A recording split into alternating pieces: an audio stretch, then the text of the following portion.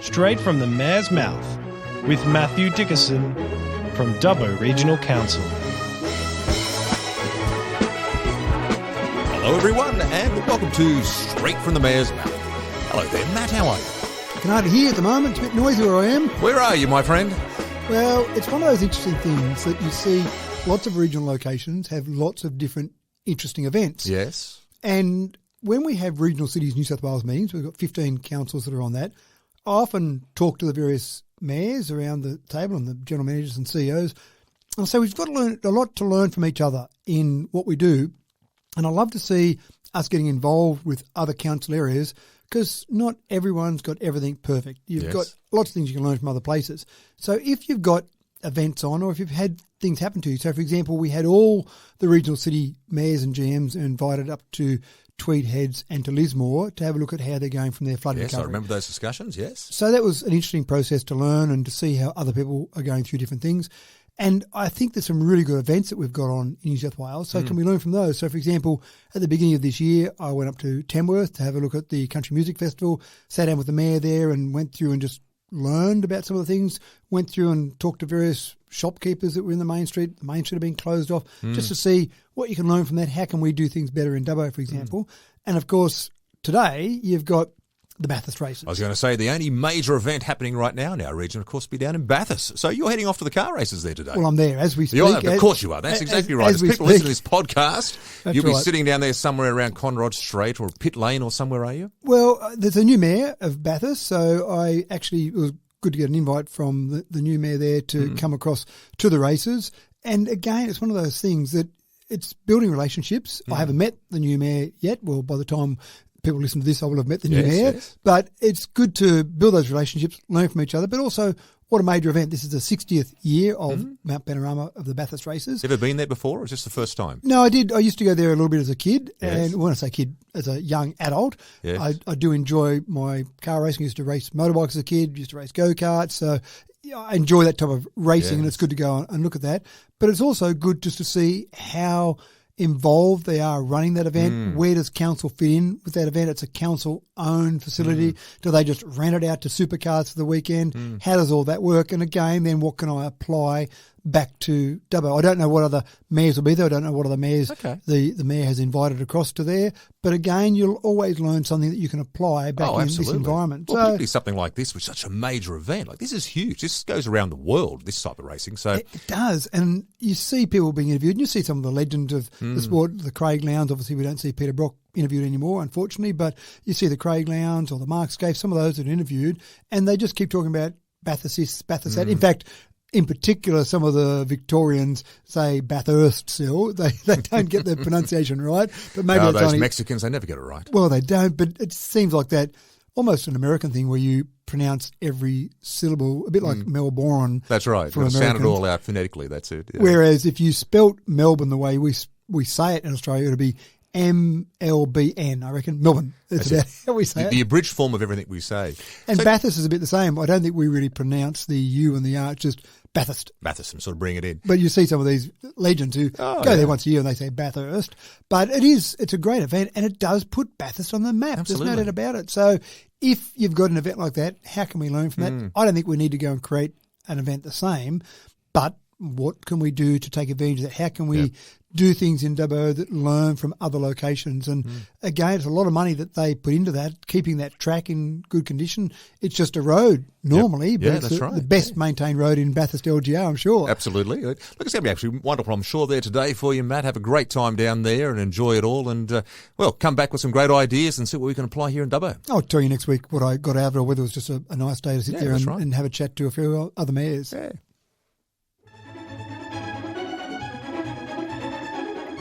I happened to be down at the farmers' markets there yesterday and walking around with my dog after the park run, and I happened to come across, I saw you there with a few of the leaders in our community, people like Dougal Saunders and yourself.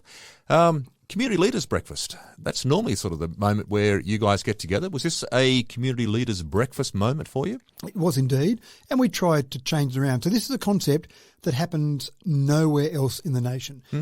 Getting three levels of government side by side on a regular basis in an open forum. that scares some people. And I really think if you're going to stand up and put your hand up to be elected and then be in a position as an elected representative, you need to be prepared to stand there and talk to whoever. I mean, Absolutely. It happens every day for me, walking down the street, in the supermarket, wherever. My kids, when they used to be home, used to joke that if I was going to duck up to the supermarket to grab a bottle of milk, it'd be an hour. And I'd say, no, I'm just going to duck in and out. It's impossible. No for you to chance, duck in Dad. and No out. chance. You will be stopped. That's right. And that's fine. If you're going to, again, stand for election and be in these positions, you've got to expect that. So we started this many years ago, back when I was on Dubbo City Council. It was Troy Grant at the time and Mark Coulton and myself and councillors, of course, as well, and some of our senior staff.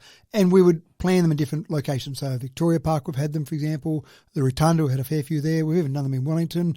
That's with the new council. But the idea back when we started, it was 3 levels of government. We can't say, it's the state or the federal government, because you've got the representative from each there. And I knew they were going to be successful within 5 minutes of the very first event that we ever held. Is that right? It was in Victoria Park. And I remember a lady came over to me and she said, Matthew, I'm having all sorts of trouble with my superannuation. Can you help me? Right. And I said, no, I can't. Come to see you for a bit of financial advice as well. Well, there was a specific issue she was having from a legislative point of view, not so much where should I invest it. Where should I invest my money, That's right. sort of thing. Yeah. So I said, no, I can't. But it just so happens that over here we've got Mark Coulton, who happens to be our federal government representative, and that's where the issue you've got, that's where that issue is. So I went over and introduced her to Mark, and I said, there you go, I'll leave you alone. None of my business from there on. Fantastic. I spoke to Mark probably half an hour later, and he said, that's a problem that we can solve very easily. But that lady said she had never wanted to go in or ring up because she didn't want to waste our time. Very lovely lady. Just thought, they've got more important things to do than worry about my little superannuation.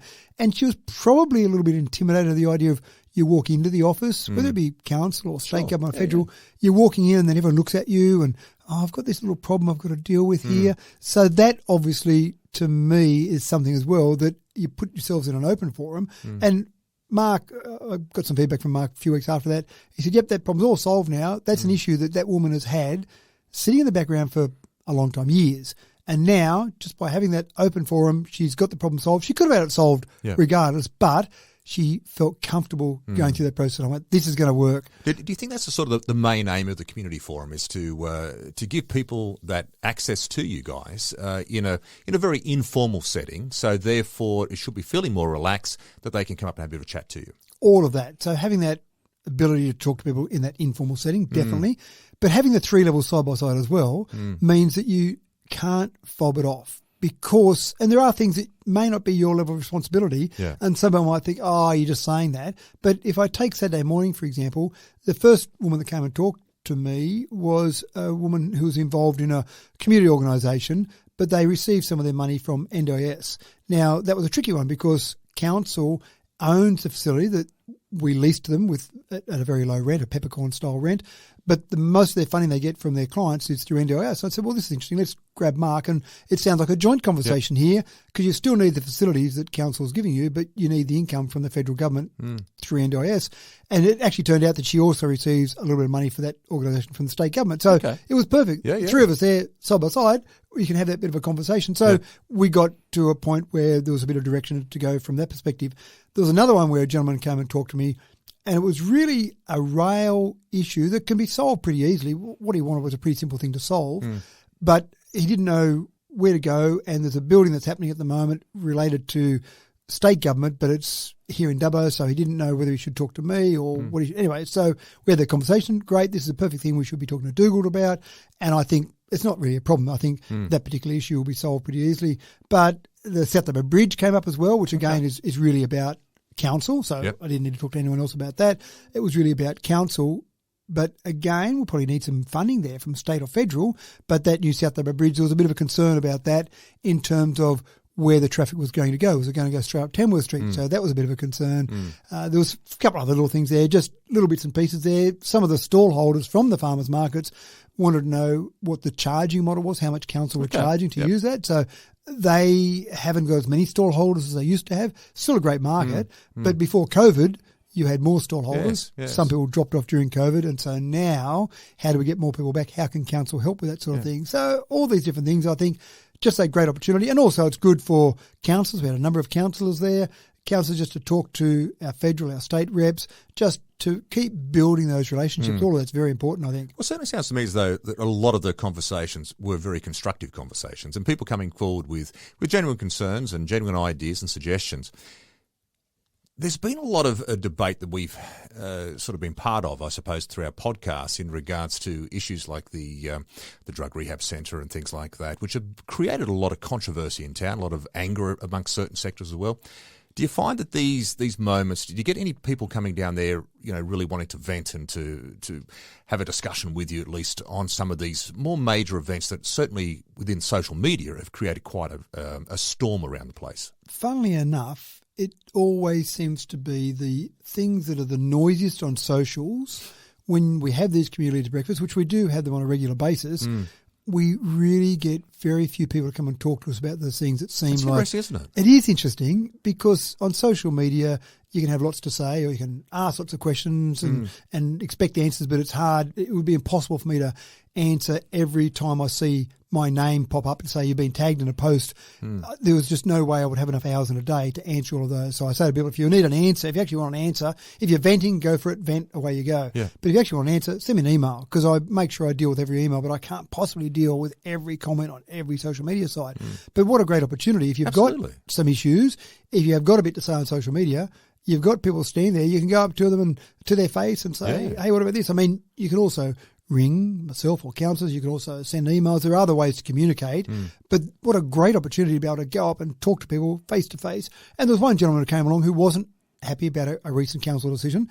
And so he did. He came along and said, wasn't happy about that. Good chance to talk to a few councillors and just go through that decision-making process further. So, yes, there was someone who took advantage of the fact that we were all there. But I'd love all those other people that have got all these comments to say on social Absolutely, media. yeah. Come forward with them. And the funny part is when I talk to other leaders, other mayors, other state and federal members around the nation, and they hear about these events, because a lot of people in local government circles talk, and they go, I've heard you've got these events there. Oh, that must be terrible. You must get all these people that come up there and really give it to you. And I said, well, no, people are quite respectful.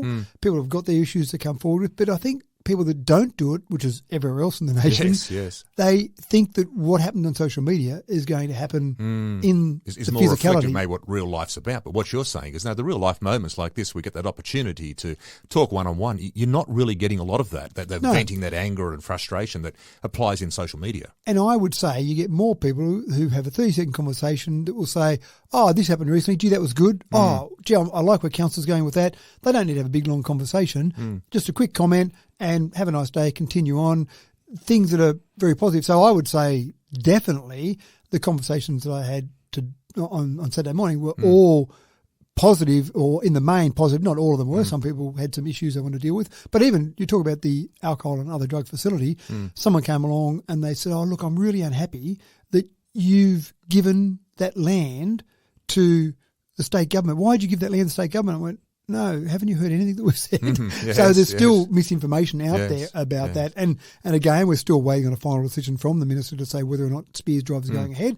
Council is opposed to that. We've got a resolution to say we're opposed to that location. But even just again... putting out there once again. Just to make sure people have heard it. That's exactly. But once again, people still think there's that process there. And again, it was one of those things where they said, so why did you give that to them when you could have given this other organisation that sort of land or whatever?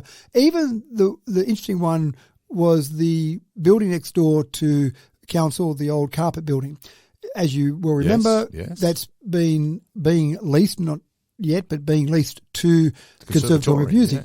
And one person said that they thought that was a good location for another facility, and that facility had been talking to council about that as a commercial rent, and now you've gone and given it to the Conservatorium for a peppercorn lease. Why didn't we get that opportunity? So it's one of those things you've got to be careful. Everything you do, there are lots of different players, lots of different opinions out there.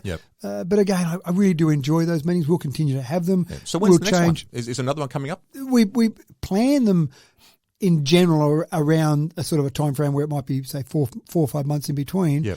But again, trying to lock down when you've got Mark Coulton and Dougal Saunders and myself available, then that's always tricky. The next one we'll probably do in Wellington, because we like to do them down there as well. Great. And so I don't know when, I can't tell you when, but we'll probably try another one like we did on Saturday morning with the markets, maybe combine it with a market down there in Wellington. So obviously the advice out there to all listeners is next time it comes around, take advantage of it. Take advantage of it, but you don't have to wait till then either. No, that's true too. My phone number's advertised everywhere. I'm sure you can contact Dougal and Mark. Email, there's a whole range of ways to contact us. I don't think the three levels of government we've got here, none of those three levels of government are trying to hide away from any members of the public. They're all very open, and council in particular. Now, this is an interesting one. The RES. Now, we've talked about the renewable energy zone at length, haven't we, in regards to a number of podcasts we've had. But during the week, you had a video conference roundtable discussion with other mayors around the nation. And it seemed as though there was a guy there by the name of Andrew Dyer, I think, who was employed or is employed by the federal government to report back to the federal government eventually on the nature of the RES and, I suppose, getting community involvement in this. So talk us through this discussion with the other mayors. Was this a discussion about trying to get more other community groups involved and jumping on board the RES ideas and concepts? This was really specifically about Andrew Dyer's job. He's been engaged, I assume, as a contract to do some work for Chris Bowen. Chris Bowen's the Federal Minister for Climate Change and Energy. So he's got a job, and he's basically called, his official title is the Australian Energy Infrastructure Commissioner. His job at the moment, the reason he's doing these roundtables, is because the minister wants to know whether or not there's a better way to do community engagement. Is there a breakdown? Is there something that we could do better from the federal government's perspective in terms of that community engagement around the proponents and around some of the energy transmission lines?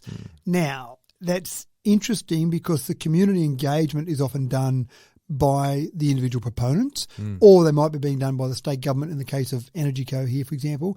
So I think it's really one of those things that the federal government says we're not involved directly with some of these individual projects, but is there some sort of framework we could put in to make things better overall? Now, I've already had a meeting with the actual climate change department and talked about a range of things, including engagement. And I said there's a bit of a risk with engagement where I think you might over-engage people, which sounds crazy, but I think when you're being hit with an engagement process by a department or a government level or EnergyCo, and then each proponent, so remember in this RES that we've got here, we've got 37 different projects. Now, are you going to have some engagement from all of those? Do you get over-engaged where you just go, oh, another one, I couldn't be bothered with this one now? Is there a way that you could do an overarching engagement? I don't know whether that's the answer. Can I just hold you there in regards to the whole idea of engagement? Are we talking here when you say community engagement? Are you talking about councils or are you talking about members of the community? Community, definitely members of the community. So how does it work from the point of view of engagement with community? How does that actually look in a practical sense? So what you would do, you would find a proponent might be proposing a wind farm.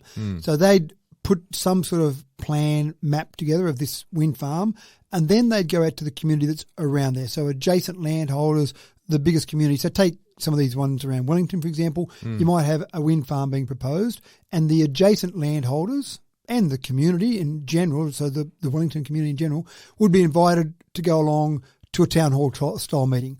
And then there'd be some individual, so if you're right adjacent, you might have some individual meetings with that particular proponent. What are your issues? What things are you concerned about? How can we make it better for you? Our objective as the proponent is to build a wind farm, but we don't want to build a wind farm where we've got people with picket lines out the front or protesting. We don't want the community offside. How can we make this better for you? What can we do to make that better? Do you like the idea of a wind turbine? Do you hate the idea? Can we fix roads up?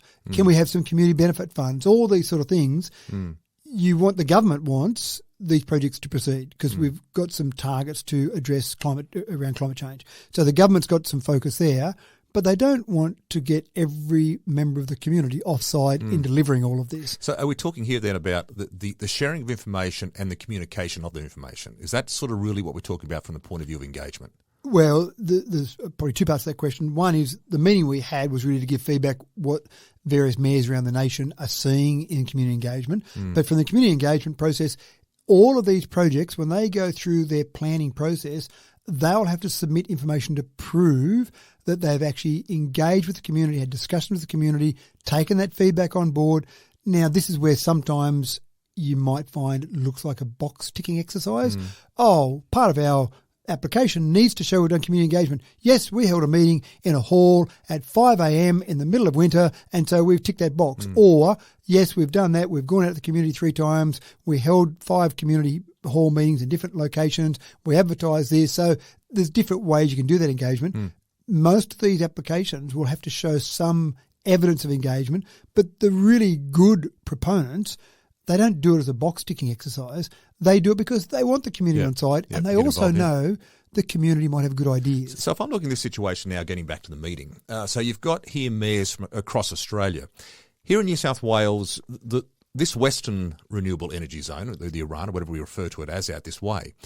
Now, I think you mentioned once that we're one of 3 major zones here in New South Wales. Is that correct, first and foremost? 5. There's 5 renewable energy zones in New South Wales. So if we've got 5 major renewable energy zones here in New South Wales, were all 5 mayors of those renewable energy zones present in this meeting? Is that part of the discussion as well? Or? It wasn't, and I'm not sure who was invited to the meeting and who could or couldn't make the meeting. There were probably, on this video call, there were probably 15 different, there were a couple of deputy mayors, but 15 different councils represented in that area. And I suppose I felt like I was doing more than wearing a Dubbo Regional Council hat. I was probably more wearing a Central West Arana Renewable Energy Zone hat, because I was making commentary on behalf of the Renewable Energy Zone, more or less.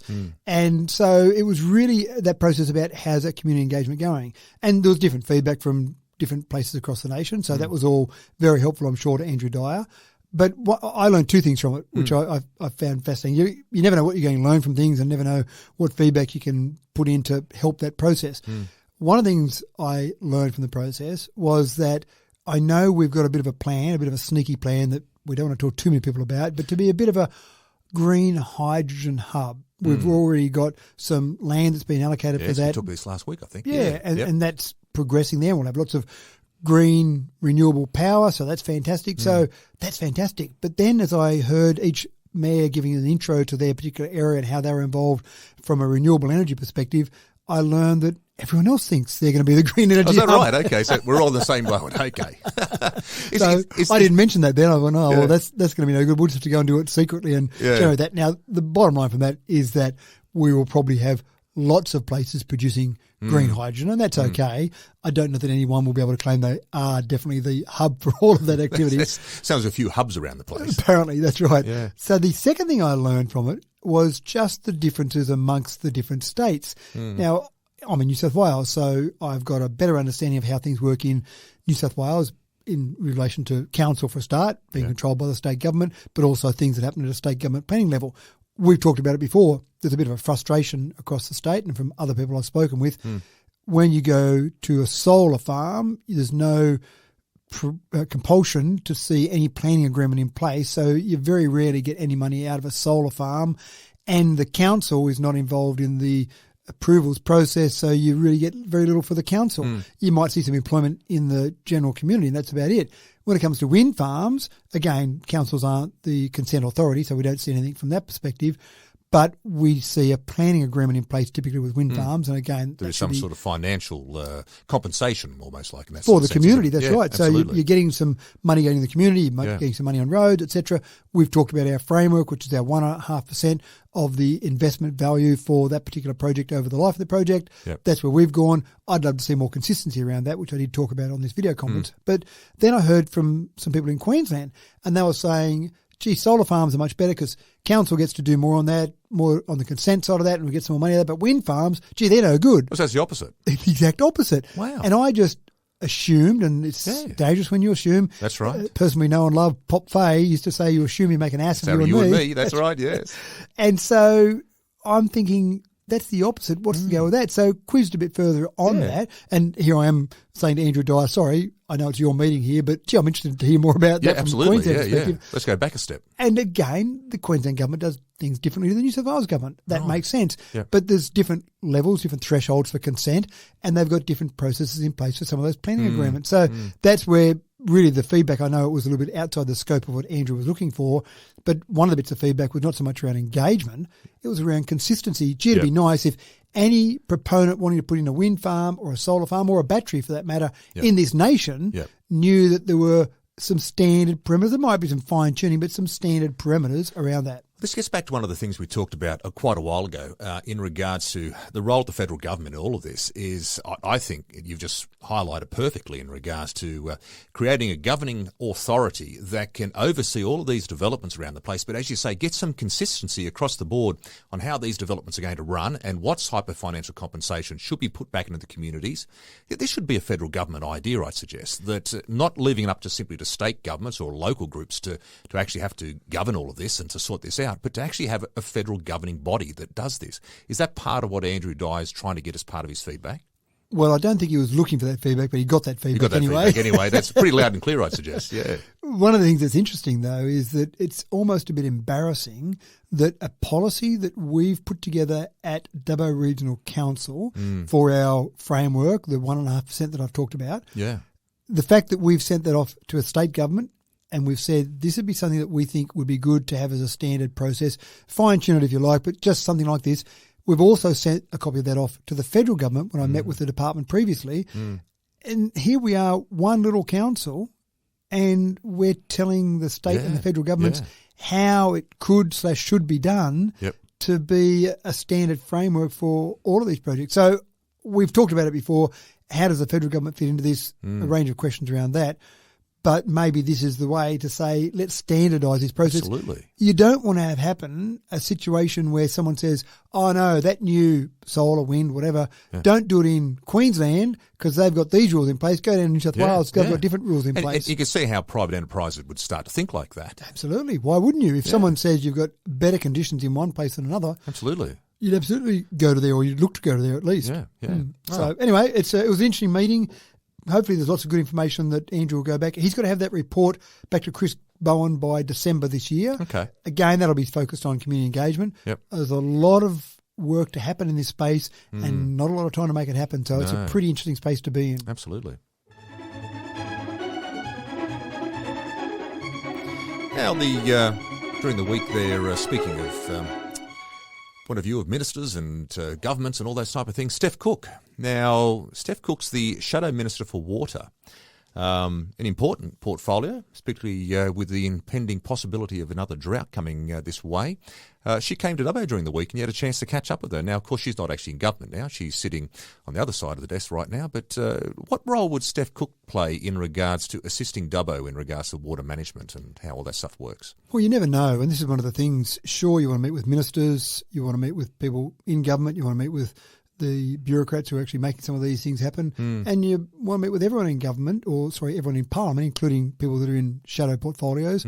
And really it was just a discussion. Steph was in town looking at different things around water. That's a portfolio she's got just to really make sure, I suppose, in opposition. And it's probably fair to say that the opposition that we've got now that have been in government for 12 years is really working out exactly how they operate in opposition. Because you've got the same as the new government's got to learn how to act in government, then you've got to learn how to work in opposition. And I think part of that process was really just looking at what's happening with water, where are things, just a fact-finding mission more than anything else, just to make sure that Steph had enough information to continue on to, opposition often keep the government to account, keep the government honest, if you like, although I don't like that saying. That's implying that they're normally dishonest. Dishonesty, that's right. And I don't think that's the case. But really just to make sure that you're going that path, but also to help. I've often heard from people in Parliament that might be in opposition or as independents, if you have any problems here, let us know and we'll go and knock on their door as well. Now, we've got a good relationship with Rose Jackson, who's the Minister for Water. So we've had several discussions with Rose, and I think Rose gets an understanding of where Dubbo's at.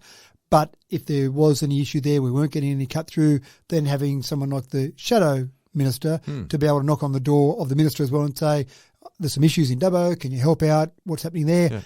I think the main thing that I wanted to convey to Steph was really about the big picture, the long-term future for Dubbo. And there's a few parts to that. I'm going to scare you with one of these parts. Right. One of the things we've talked about before is that we've got 3 water treatment plants, one in Wellington, one in Geary, one in Dubbo.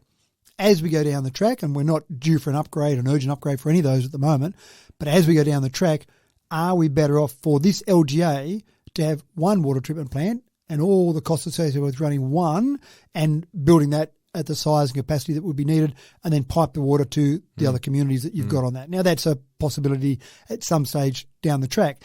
keep that in the back of your mind. You also look at the way you treat water. So, for example, we had some bore water alerts last year, and that was very disappointing. That was all about that turbidity. That's a word I didn't think I'd never need to say, but that's right. turbidity. That certainly is something that we can get rid of the issue around crypto by doing some different UV treatments for the water at the earlier stages. So that might be something you might want to upgrade a water treatment plant with. There's no issue with our water being treated now, but as climate change keeps giving us variability in the water we bring into the water treatment plant, that might be more important. But then the scary one. Right. At the moment, we've got, in different years, obviously, low amounts of rain, high amounts of rain. Most people, the number one user of water in a normal household is their garden. So when you've got good rain around, you don't use as much. But for example, you might use anywhere from 8 gigalitres up to maybe 11 or 12 gigalitres. Now, this is just Dubbo I'm talking about. I haven't got the data off the top of my head for Wellington or Geary. But say 8 to 12, let's say 10 gigs you might use. Yep. Our sewage treatment plant, water that comes out of that. Now, we've got water that's being used by Roger Fletcher that comes out of that. We've got water that goes to a farm, Green Grove it's called, where we grow some crops out there with some of that sewage treatment water. We might get maybe 6 to 8 gigs of water out of our sewage treatment plant out the other end. Now, if you took that water back and put it back into the water treatment facility, so took our treated effluent, treated it to a high enough level that you could take it back in, then you're taking that water around in circles. So the amount of additional water we might need in any given year might only be 3 or 4 gigs, which like is a much recycling of the water. Recycling the water. Right. That's fine. Now, we've talked about it before. We've been increasing the number of bores we've got in Dubbo so we can handle dry times even better. We've got about 3 gigs of bore licenses at the moment. We're still looking out for more. How can we buy more? How can we get that water from the bores into our water treatment plant?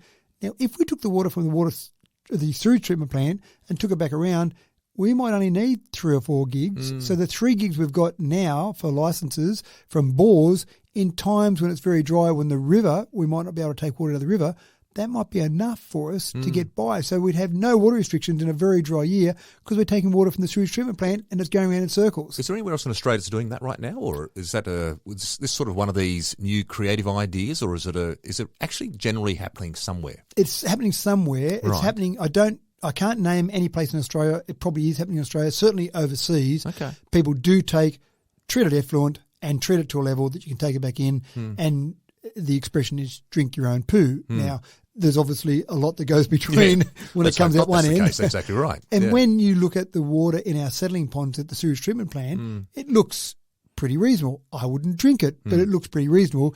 Again, you'd need higher levels of treatment to get to that point where you could actually do it. Now, the good part is, the bonus out of all of this is we've already got the pipeline to take the water. That's the great pipeline. There it is. The purple pipeline is there to take the water from the sewage treatment plant to close enough to the water treatment plant. Yes. But obviously, we aren't talking about doing that. So for all the people that are scared now, all the people that are listening to this while they're eating their breakfast, thinking, wait a minute, what's his next plan? What's happening here? We're not talking about that yet. But this might be something, as our climate keeps changing, it might be something you'd have to have that good conversation with the community to say, this is what we're going to do. We're going to take the water, we're going to treat it to a certain level and take it back up and put it back in. But again, you need to make sure people were comfortable with that. Hey, tell me, is there a water master plan? Like we've talked about the master plans around the place on many, many different occasions for many different areas. Does Dubbo Regional City Council have a master plan for water? More a strategy, not so much a master plan. And we're doing some work at the moment looking at the best way to utilise our John Gilbert water treatment plant. So there's work being done on that. But you've got long-term strategies, and part of the long-term strategy might be about bringing those 3 together. Part of the long-term strategy might be adding on some UV filtering to the Dubbo water treatment plant at a cost of a lot of money, for example. So there are strategies in place. You need to be planning things like water treatment. You're planning 5, 10, 15 years, maybe 20 years down the track, and that might be something we discuss. Again, it hasn't come up at council. I'm going rogue at the moment in terms of taking the sewage treatment water and putting that into water treatment. There's people in the podcast listening right now going, oh my God, wait a minute, no one's discussed this with me, what's happening here? That's right. And it would be a long time down the track, but it would make sense from a water point of view. You'd have to make sure people were comfortable with it. But again, it does happen in other parts of the world. So they're the sort of things. And again, when I spoke to Steph, it was really about the big picture, these sort of big picture projects. More bores, definitely we're looking at that. Yep. So in terms of funding, it's really about getting funding for those big picture processes rather than how much are we charging per kilolitre for water that we send out to residents right now.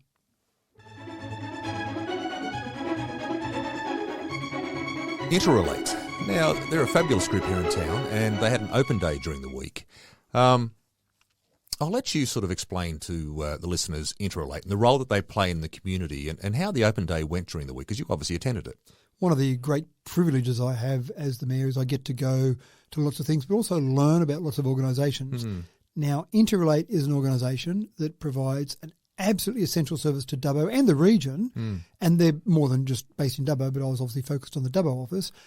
But it's almost a bit sad that you need an Interrelate, but in a modern society we do. So they Nature really, of the beast, isn't it? Yes, they really work with families that are needing some help. It might be with mediation, it might be with co-parenting. So you've got parents that don't live together anymore, the marriage or the partnership is dissolved and they've got children in that relationship and they need help making sure that they're getting equal access and sharing that parenting process.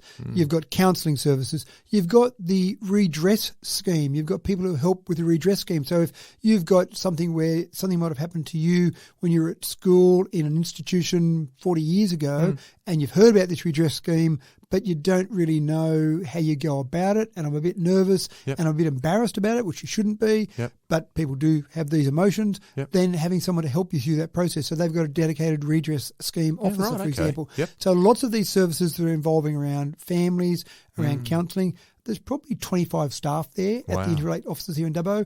And I always find it a bit interesting. I've been there before and talked to some of their staff about things they do. But when I was at school, the office that they're at used to be Graham, Cox and Holden. Oh, yes. And I was friends with Darryl Coxon, Graham's son.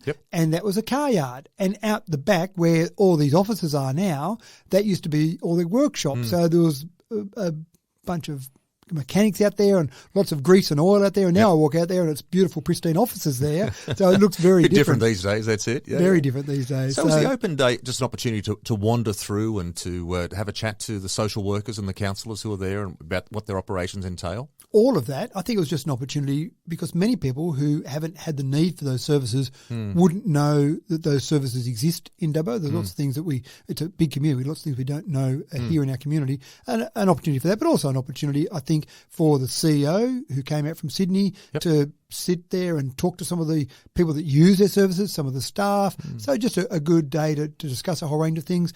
Lewis Burns was there, fellow councillor. He did Welcome to Country there, but also there was a painting that Lewis had on the wall, and it was a good opportunity for me to get him to explain the painting because he did that relating specifically to Interrelate. He did that a few years ago.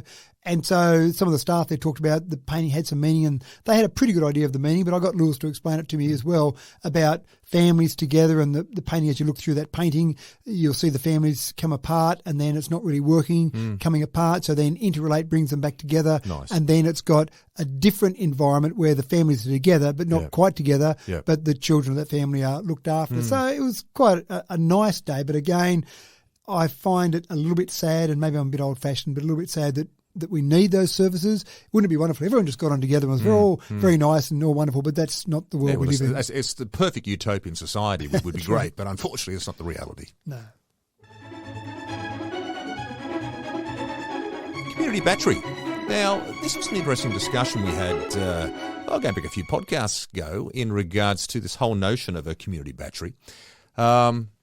First and foremost, I just want you to remind everyone what a community battery is, and then to sort of talk about, you had a follow-up discussion during the week with a group that I suppose would be the next step that may be able to assist us in putting in a community battery into an operation here in town in maybe a new subdivision development. Dubbo is in the perfect place to have a community battery because we've got a really high penetration of solar panels on rooftops. So this is all about feeding solar energy into one community battery operation that's going to maybe go out then to maybe 10 or 12 homes or something. Is that right? A number of homes. So, for example, you might have solar panels on your roof and you might have a battery in your house. And during the day, you're feeding that solar into the battery. You're not using as much as you're generating.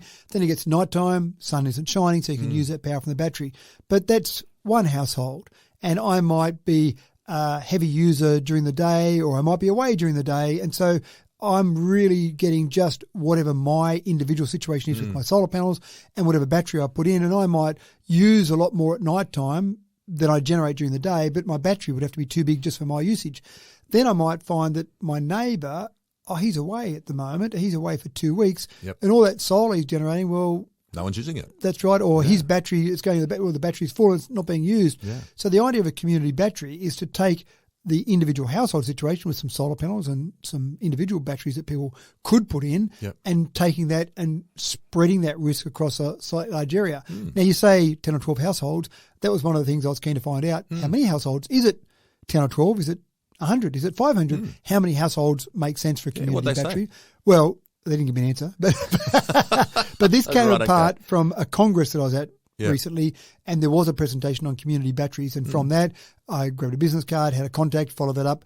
From that contact, found this particular company that I had a discussion with a couple of people from that company, because I said, I know we've got people in Dubbo who are keen to progress the idea of a community battery. So how do we go about it? New subdivisions, council's got some of those. Should that be where we're aiming for? Existing subdivisions, how many? What's the right number? All sorts of variables. And what are some answers to those ones? Or? Well, no, because there are all so many variables. So what I have got out of that discussion, though, is the next step. So Essential Energy, being the physical provider of poles and wires in our area, they're essential to get on board to see how you can feed into the grid with these community batteries. So they said the next step for you is to go and have some discussions with Essential Energy to find out some of the mechanics of that. And then once you've got that, you've got a few more variables to feed in and then come back to us again, have those further discussions now when you've got those other variables filled in and locked down a bit more. So I reached out to try and find some good contacts with Essential Energy and we'll keep progressing that situation. But again, it's one of those things, it takes time to get things to happen sometimes. It's not just one phone call, click your fingers and it all happens. You've got steps that you go through, and I'm happy to do those steps and follow up some of those steps, because I think the outcome will be good, whether it be for existing residents or whether it be for new residents, new greenfield sites. I think there's potential there for that. And I think Dubbo has shown we are very keen to participate in the new economy. Oh, absolutely. And we've shown that on many occasions. Are there, again, that's a question I asked earlier about another factor, but are there any examples of this in operation around Australia right now? Yeah, absolutely. And that's where I saw some examples down around Queanbeyan, for example. Okay, so there are some stuff going. Yeah, some examples around Victoria. So it's not out of the... Well, it is out of the ordinary. It's not completely out of the question. They're not common, but there are a few out there. And I've actually been approached by some people in Dubbo who have seen some of these other ones and said, how do we do that? And I went, I don't know. Let's go and find out. Let's go and chase it up. I don't have all the answers, but I can keep asking the questions to try and find out some of the answers. Do councils in these other areas, are they involved in the process like this as well, or is it just more based upon the individual developers? I think it would come down to the individual people, but for example, you need to put the battery somewhere, so you probably have to put it on some public land. So council would have to be involved somewhere along the place. If you're going to put it on a footpath, if you think about an NBN box or an electricity box or a little substation you might have feeding a development, feeding an area, for example, all of those are typically on public land. So a community battery, well, let's put one in. We've got 10 houses here, Mark. Let's put one in our area. Oh, can I put it in your backyard? No, don't put it in my backyard. We play cricket there. Put it in your backyard. So you'd probably end up putting it on some public infrastructure. Footpaths I'm talking about, but again, you wouldn't want to take up a big footpath. So how do they look? What size are they? Depends how many you've got.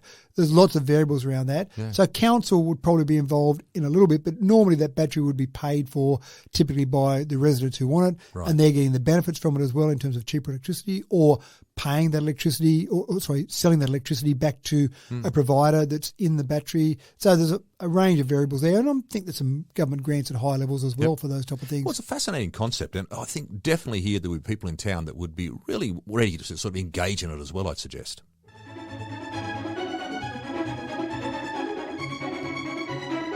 Now, you met with the New South Wales Ports CEO during the week as well. New South Wales Ports. So, in meeting this lady, talk me through first of all the meeting in regards to how this went. And ports, now, correct me if I'm wrong, but we're about 450 kilometres from the ocean. We're a long way from the ports. So I'm just wondering, what's the significance of Dubbo you yourself, Matt, meeting with the CEO of New South Wales Ports. Are we looking to extend the ports? They're going to build a great big sort of, something off the ocean, pull it in here and get some big tankers coming up our way, 450 kilometres from the ocean? So you reckon we might do a container terminal?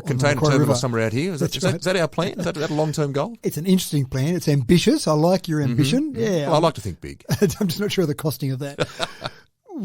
So I met with New South Wales Ports CEO. There's been a standing invitation from the CEO to come down and have a look at the operation there, and I just haven't had the chance and haven't been able to justify that at this stage.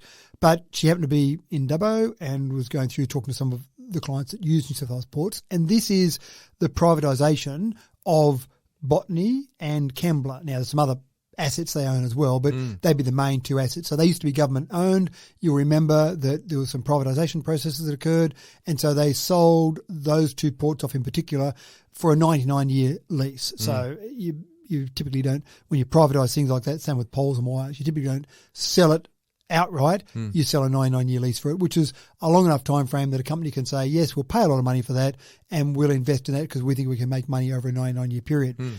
And you've got, probably for people in this region, you would have people who would use Newcastle. Yep. You'd also have people who use Port Botany and obviously Port Kembla. And they've got different focus points or different approaches. Port Botany is really about containers. That's what they're focused on. That's what they do. 2.8 million containers is approximately the number they would put through each year. Right. And so that's the sort of thing that you'd find that there are people out here who use that for some of their goods, but we also get goods that come in.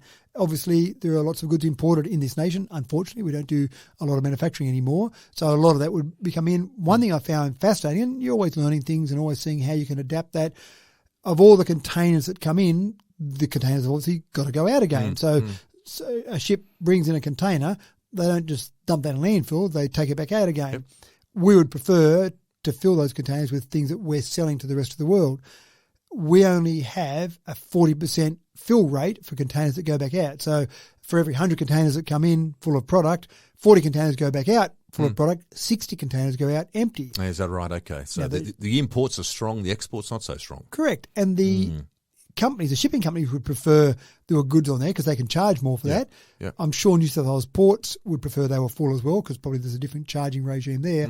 But that's interesting. Most of the product that comes in, most of the containers that come in, the product that comes into Port Botany is going within a 50-kilometre radius. Oh, is that so right? It's basically going around Sydney and the Sydney, main area. Newcastle, Wollongong, you'd probably say for most of those goods. And even though you might say, oh, look, some of those goods should go up to Newcastle because there's people that live up around there, the reality is a lot of the distribution processes are from Sydney distribution warehouses. So if I'm a large company that I've got branches across the state, then I need somewhere to distribute my products from. Well, I'm probably going to build that in Sydney because I'm going to transport my products the least distance if I'm in Sydney because I've got a lot of my stores that might be in Sydney. So I'm probably not going to set that warehouse up in Dubbo and I'm going to bring it into the port. I'm going to then put it on trains or on trucks and send all that product to Dubbo to then distribute where most of it's going to be distributed back to Sydney. So that kind of makes sense as well. But we've got users that use the ports out here. We've got people who use those ports. Kembla is more around bulk products. Newcastle is more around bulk. Probably coal is the main focus for Newcastle as well. But Newcastle does some containers. Newcastle wants to do more containers going forward. So there's interesting processes in place there.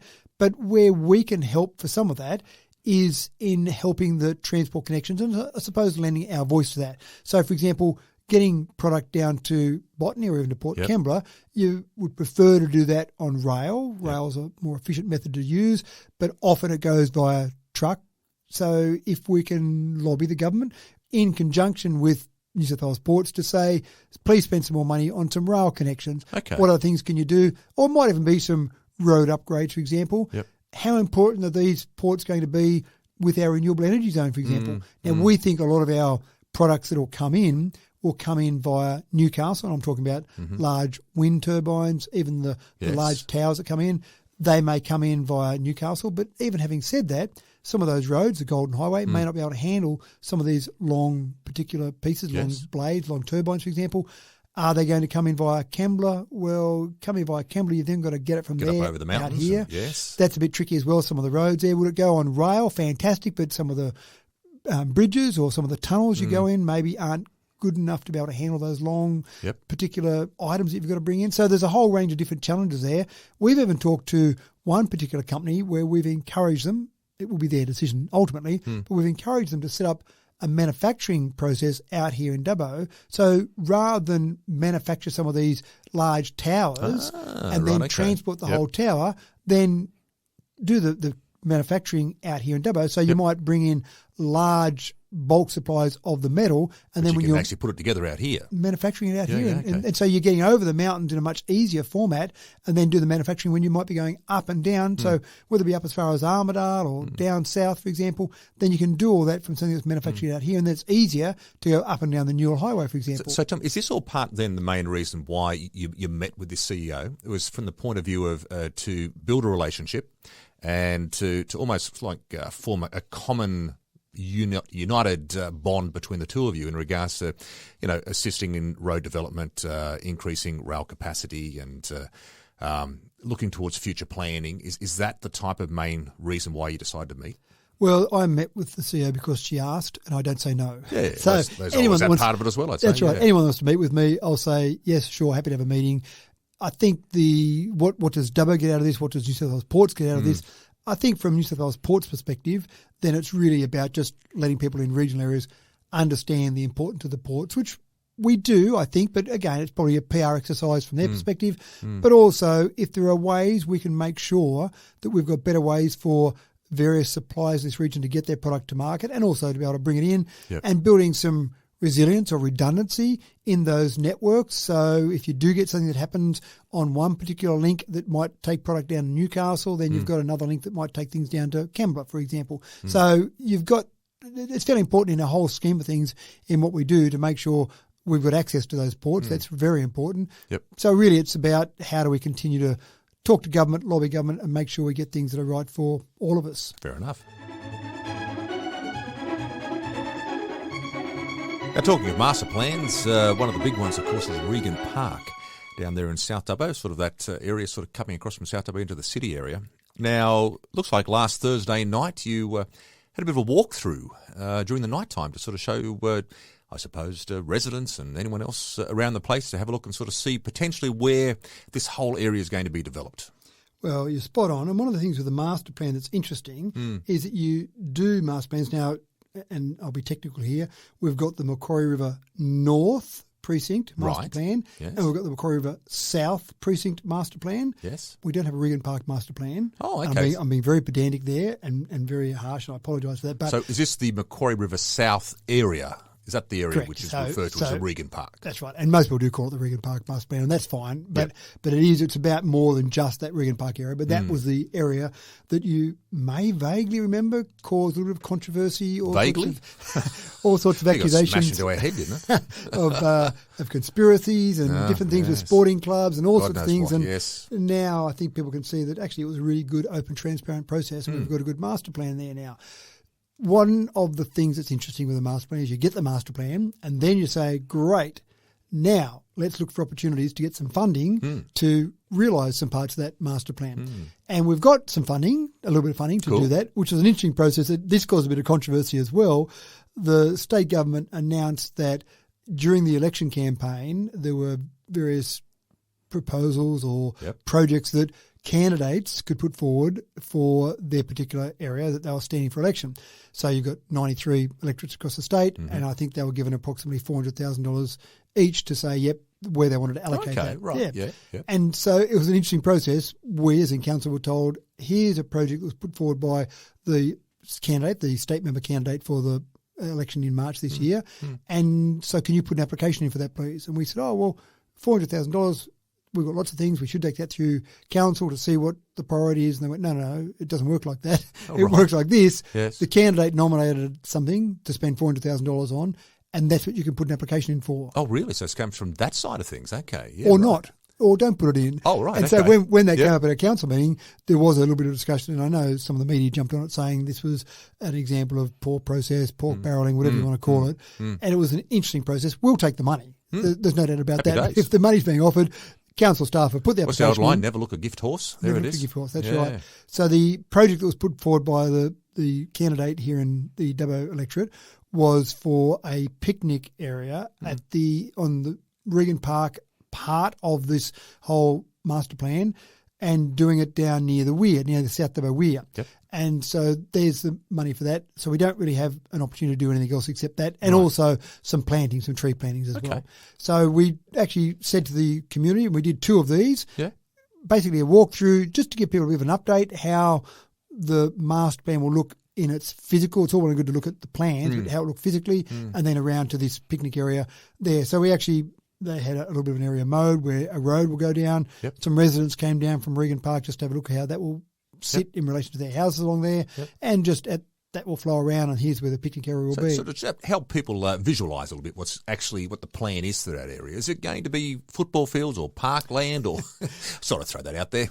No, and I think it'll be What's good. it actually going to be? There were some residents concerned who back onto Regand Park, concerned that having roads and having various activities around there will mean that their private backyards will be somewhat impinged upon. But again, this is a public area that's being opened up for the community. It was never bought back in 2004 from memory. I was on council at the time. It was never bought to be just left as a paddock. It was always bought to be used for something for the community. Again, you've got to get it right in terms of the balance.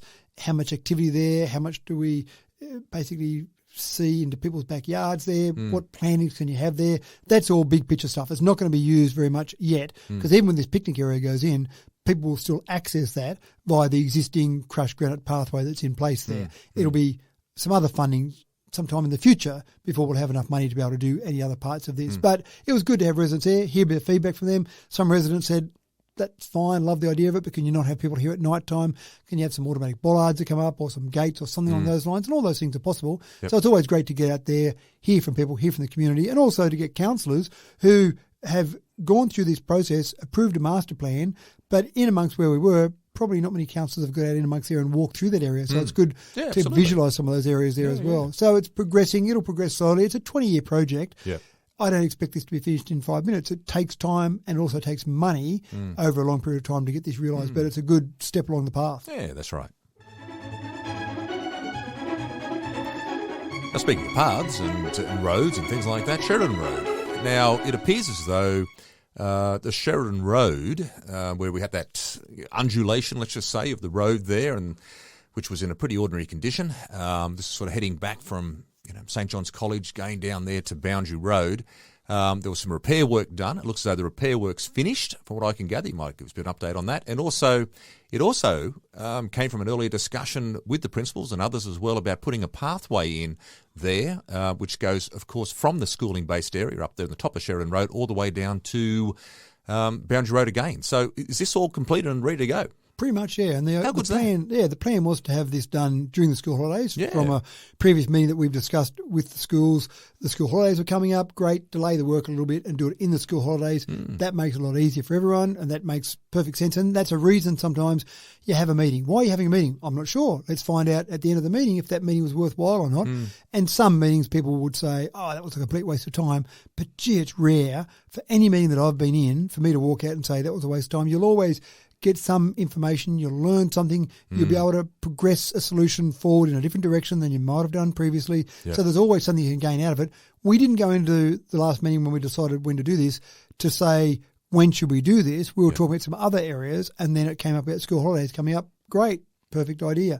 So that's been done, you're right, during the school holidays. So it's an 800-metre section that's basically a bitumen-sealed footpath. It's not going to be the sort of bitumen that you'd expect to drive around Mount Panorama on. No. It's bitumen that would be great for you to walk along if you're going to walk to school, or even ride a bike on. It's a safe space and a safe area for the kids to walk along in particular, isn't it? You've hit the nail on the head. It's not somewhere where we're designing kids to be running or riding fast. It's somewhere that is away from the traffic. Yes. And the other thing you've got is that we've done some work on the road section as well. Now, again, this was patching work we were doing, not a full reconstruction. The road needs a full reconstruction. But as we've talked about before, we don't want to do that until get the Blue Ridge Link Road set up there. Correct. Yes. We want to get an alternative path for that heavy traffic to go, and then we can spend the money on doing that properly because we don't want it damaged by those heavy vehicles as we're going up and down there. So that's good. About $80,000 was spent on this. That came out of our 23-24 budget delivery program and operational plan. So that was all good. And so when people go back to school on Monday, that'll be teachers and students, they'll see things improve there. Again, don't think it's the final solution. Don't think it's going to be perfect, but it's an improvement over what was there before. Absolutely, that's right. Now, next Saturday, we're all going to be voting for The Voice if you haven't already voted and made your choice already. But, of course, the 14th is the date set down for the referendum. Now, one of the things that Council decided that would be a good way to show their level of involvement in this discussion is to organise a forum. And it appears as though the forum is coming up, and it looks as though it's all ready to rock and roll, and it's going to be on Tuesday, the 10th of October, down at the DRTCC on the Flat. So talk me through this community panel event. Some more specific details for our listeners in regards to how this is going to operate. I don't know exactly how it will operate. I've got an idea of how it will operate, but it'll be interesting to see how it does operate on the evening. So 6 p.m. on Tuesday, the 10th of October, as you mentioned there. And this was because we had some discussions at Council, and there were some people who would like us to have certain positions on Council. And as we discussed it with councillors, we didn't think it was appropriate, and I know some other councils have done this, but we didn't think it was appropriate to go out with a position to try and tell or encourage our residents to vote in one way or the other. We didn't think it was appropriate for us to tell, in a democratic society, someone else how to vote. We wouldn't do it for a state election. We wouldn't do it for a local election. We wouldn't do it for a federal government election. But there are, again, some councils that have chosen to do this. We thought the best way we could help with this was to help educate people. Make sure you understand. Make sure you've got the information. And so to that end, we've put together a panel, 4-person panel. 2 people that are in favour of a yes vote, 2 people that are in favour of a no vote. We've got Nick Lowther from the ABC as our MC. Right. And he's going to run the event. And it's an open invitation to anyone that wants to come along. And you can register to attend. If we do fill it up, the people that are registered obviously will get preference on that. I'm not sure if we're going to fill it up or not, but sure, register. And if you've got a question, you can ask a question from the floor, but you can also submit a question before the event. Those submitted questions will get preference over the ones on the floor. If we run out of questions that's submitted, then we'll go to the floor. It's really an opportunity. I'm certainly going to go along. I'm not involved in the evening, but it's certainly an opportunity, I think, to sit back and listen to both the yes side and the no side, and also for people in the audience to listen to that. Now, I'm sure there'll be some people in the audience who will have definitely made up their mind and want to come along and push a certain angle, and that's okay. Any sort of candidate forum, any forum like that, you're always going to have people who have got their mind made up, but hopefully there'll be people there with open minds just to listen and learn. This is an important referendum. This is the first referendum we've had this century. Every referendum is important, but this one is very important, making sure you've got enough information to make that decision. And it has been a bit disappointing, some of the misinformation out there. I've said to you before, I love a good debate. One of my favourite things to do is sit around with friends or family and have a dinner party, and you just have a conversation about nothing in particular and put different points of view forward. That's really enjoyable. I find that mentally stimulating. I find it interesting. You learn lots along the way if you've got an open mind. What I get frustrated with is when you have that debate where someone makes up stuff, or the information is wrong, or the facts, in inverted commas, they're quoting are not really facts. It's something they read on the internet.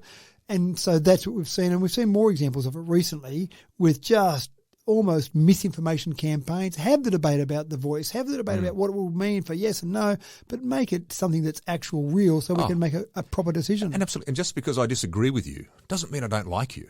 And doesn't mean you're racist. If you want to vote yes or no, you might have an opinion about which way you want to vote, but voting yes or no, either way, I've heard people called racist for both ways they want to vote. Yeah, that's right. And you just go, no, it doesn't mean you're racist. You're allowed to have an opinion without being racist. You're allowed to have an opinion without being an idiot. You're allowed to have an opinion without just not liking someone else. Yeah, that's right. It's just an opinion. That's okay. You know what? At the end of the day, I'm really hoping that this goes really well, the panel, because I also hope too that people understand that I think one of the biggest problems I've seen in the discussions around all of this is just the level of emotion that's been brought to the table over this. Now, I can understand there is a lot of emotion associated by the nature of this discussion, but we're talking about information sharing. We're talking here about this. I think has been one of the biggest problems with this whole constitutional discussion, is there hasn't been enough true information sharing based on what this is all about. It's been too much finger pointing, too much people sort of, I don't like this and I don't like you and I don't like the way you've sort of stood in this front and how dare you say yes to this and you should be saying no or should be saying no and should be saying yes. All this sort of stuff going on. It's like, wait a minute, can we just get back to what the discussion is about? And let's have genuine discussions, as you say, Matt, that are respectful, that are based around what the facts are, and then allow people then to form a judgment without any fear of intimidation, any fear of others sort of belittling them because that's their choice. And one of the interesting discussions I had at the community leaders meeting on Saturday morning was with Mark Coulton, being the federal government representative, and I said the real challenge for Australia is, the first challenge is the 14th of October. The next challenge, and probably the bigger challenge, is the 15th of October.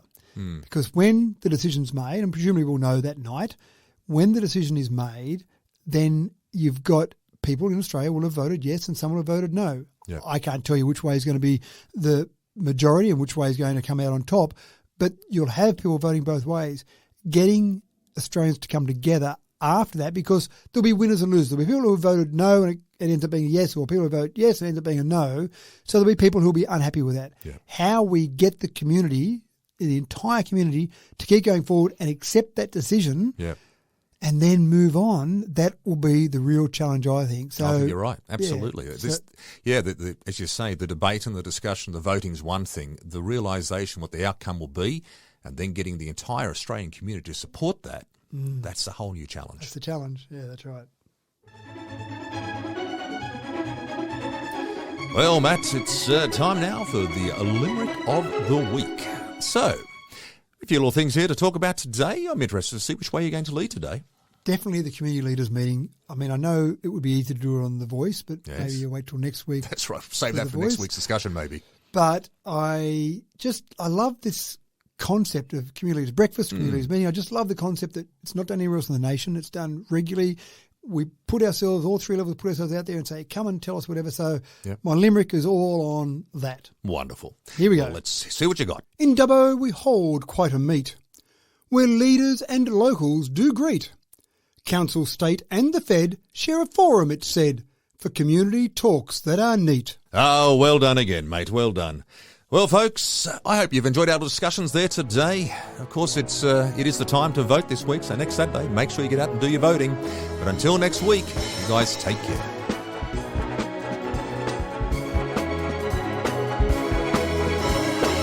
Straight from the mayor's mouth, with Matthew Dickerson from Dubbo Regional Council.